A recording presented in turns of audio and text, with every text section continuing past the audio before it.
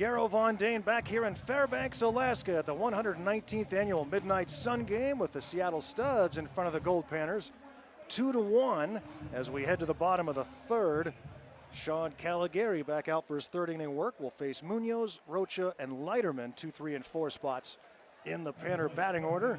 And I'm joined now by Major League Hall of Famer and new statue recipient and former Goldpanner, Dave Winfield. Dave, congrats on the statue, and welcome back to Fairbanks. GVD, my man, thank you very much. It's great just to be back here, and I got my family with me, and so we did that honor with unveiling the statue today, and we're watching the game, Midnight Sun. I played in a couple of these things back in 71, 72. Yeah. But this whole Goldpanner experience kind of shaped the trajectory of my career in a lot of ways. I want to get to that too, because that was, obviously early in your career, you were a two-sport athlete at Minnesota playing basketball and baseball, and you came up here as the strikeout occurs of Munoz, one down here in the third. Came up here mainly as a pitcher. Yeah, I did. That's all they let me do at University of Minnesota, even though my whole life I was a hitter, shortstop, outfielder, and then pitcher, but they wanted to just go one way, and it was pitching. That's what my scholarship was, and then I came up here, and they let me hit. And people, I go professional. I'm only a hitter, and people don't know I pitch now. So was it Jim Dietz that helped you make that transition? Yes. The coach here? Yeah, Jim Dietz. Rest his soul. I appreciated him so much because he even helped me as a pitcher. When I came up here, there was stuff that I had to learn. I was good, but there was a lot I had to learn. And he showed me a couple new pitches and a way to go about my business, and that was very helpful. And then he said, we want you to hit, because one guy went pro. I think it was Rod Boone, and then they put me in to hit. And I hit a home run across the street. Ground ball up the middle and through. A base hit for Rocha. Brings up Leiterman.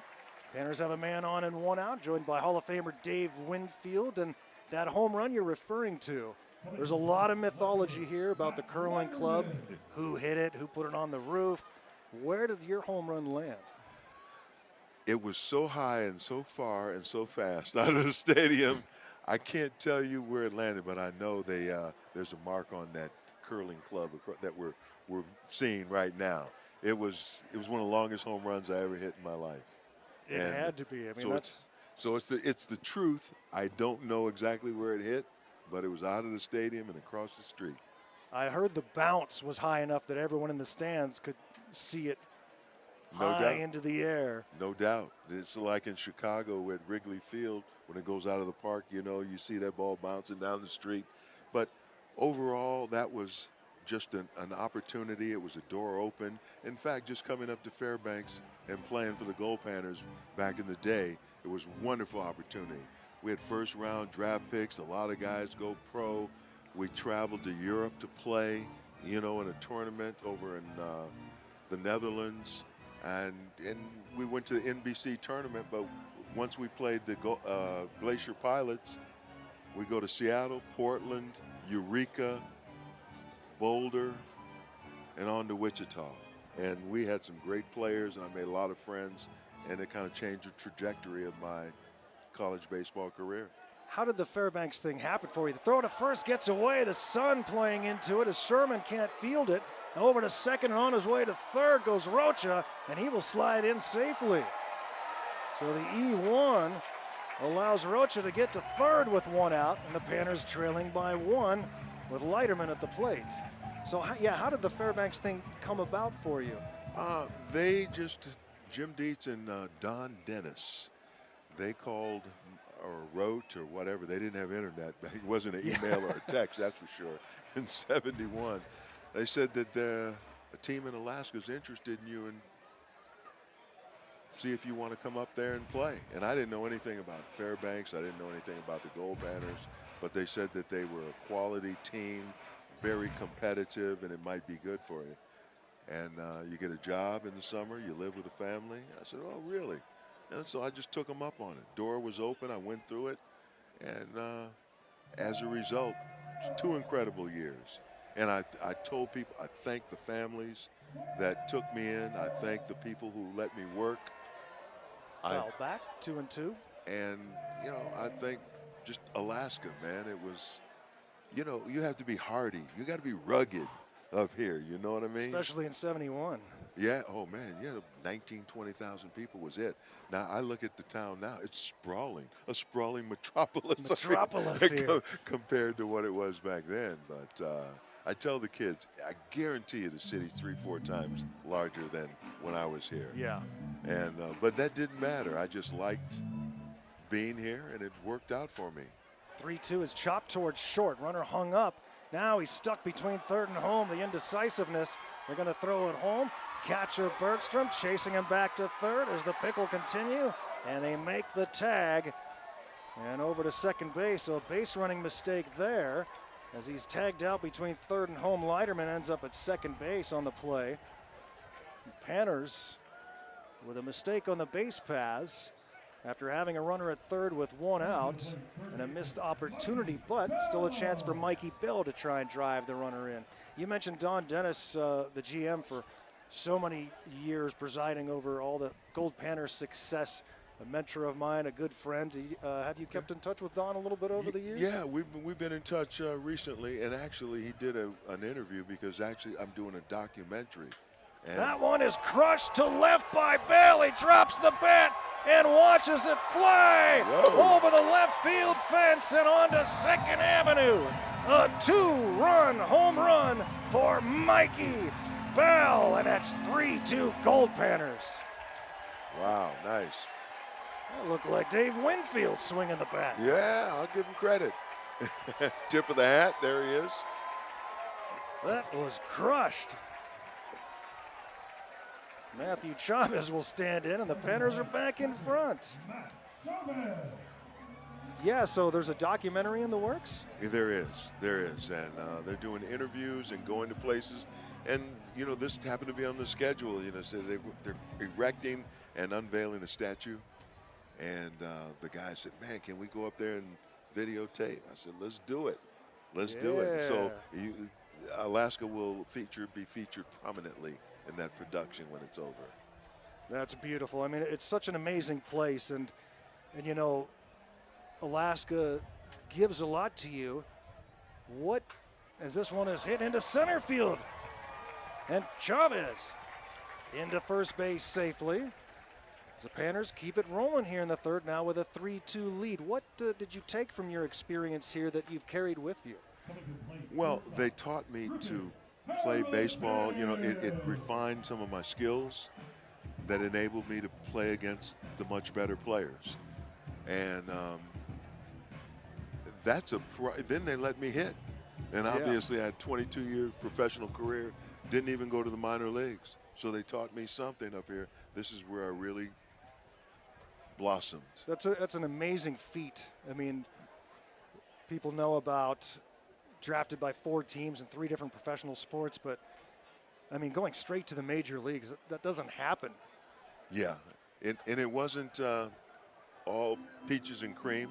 I had a lot to learn, rough around the edges, but what little leverage I had back then, I would play basketball if I don't go to the major leagues right away. I said, all right, we'll give you a chance. We'll give you a chance. So they figured the first 3 months, you know, I could hang around. Then they were planning to send me to AAA the next year, but I played my butt off in spring training. And they said, well, he made the team, and I never looked back. Never had to ride those buses. No. Griffin Harrison, the batter. I'm joined by Hall of Famer Dave Winfield here in the press box. 2-year Goldpanner in the 70s. 71, you guys went to the NBC Championship, lost a crushing championship game to the Pilots. But then in 72, we got him back. Got him back and started that successful decade, ultra successful time period for the Goldpanners. And that had to feel great winning the championship back then. Oh, it did. It was a breakthrough, and you know, some people play here 1 year. I played here 2, so I experienced the losing, experienced the winning. And I made so many friends. And then I played against a lot of these guys in college, you know, College World Series and such. And then I played against or with them professionally. There was a guy, Rich Troutson, that played for this team. We were teammates. Dave Roberts, who was a #1 pick out of Oregon. We played together, so I made a lot of friends up here, and you know, just a great, great experience. You know, I have no negative downside at all. 3 balls and 2 strikes on Harrison with a runner at first base and 2 down. It's a 3-2 Goldpanner lead here in the bottom of the 3rd. And Dave Winfield here in the press box joining me and talking about years past and time in Fairbanks and with the Goldpanners as it's fouled out of play. And some of those teammates you had back then, have you kept in touch with them? And when you see them or speak to them or any former Goldpanners, do you guys talk about that, your time in Fairbanks? Oh, yeah, we do. Randy Jones, who played for the Glacier Pilots, we're a member of the... Popped up by Harrison. First baseman Shorman looking up into the sky. And that is out number 3. And Dave, you got a few more minutes so you can spare? Yeah, you want to talk? Love to. We'll be back with more with the Hall of Famer Dave Winfield. It's 3-2 Goldpanners after 3 at the Midnight Sun Game. 119th Midnight Sun Game from beautiful Fairbanks, Alaska. Joined by a former Fairbanks resident making his first trip back in many years, bringing the family too. Mr. Dave Winfield as the Panners lead at 3-2. Studs come to bat in the top of the 4th. It's Gallagher, Bergstrom, and Foster due up. And the first pitch to Gallagher is lifted high down the right field line, tracking it towards the line and making the catch is the right fielder Rocha. Quickly 1 down, brings up Bergstrom. And Dave, you get to bring the family here. You've been, I'm sure, telling them stories for a long time about your time in Fairbanks. Right. Now they get to see it personally. They enjoying it? Yeah, no, they definitely are. They definitely are. I've told them so many stories, but, you know, when you meet the people who are part of that slice of my life, and they see the field that I played, the houses that I stayed in, and it's been eye-opening for them because they see. Slapped into center field, a base hit by Bergstrom, a 1-out single for the Studs in this 3-2 game, top of the 4th. Yeah, so just to be able to show them some of the steps that I took in life, it wasn't, you know, all easy going or a straight line or, you know, I mean, I traveled 2,000 miles from home, and back then, no internet, no, you know, no cell phones or anything like that, so I wasn't calling home every day and didn't get homesick or anything like that, but you take chances. You sometimes get opportunities, go through that door, and that's what I did, and those are the kind of things I tried to teach the kids along the way. Don't be afraid to, you know, take a chance and do some things, and this was definitely one of them, because I knew nothing about where I was going. And it's a shock when you land here too and say, oh my goodness, where am I? But on the way up, you see the glaciers and the mountains, and where I lived, you know, you see a moose walking in front of the house, and I said, look at this. The fish that we caught, you know, pontoon plane and landing on a lake. I was ecstatic. It was totally different. And then going overseas with new guys, new friends, it all added up to a special experience. Strikeout brings up Kamihara with 2 down, a runner at first base. I don't want to let you leave without asking about your charitable work, Dave. I was looking online. It said, I don't know if this is accurate, but it said you were the first active athlete to form a philanthropic organization.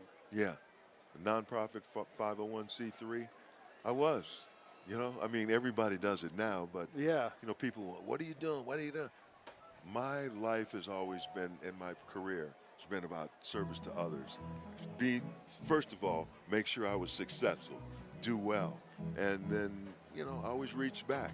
It's just part of my life, part of who I am. And so that's what I did and taught other people to do it. And when you look back at life, I mean, that's got to be one of the things you're most proud of. I mean, the baseball stuff is awesome, the accomplishments, but the family, charitable organizations. Absolutely. Guys like Harold Reynolds, Derek Jeter.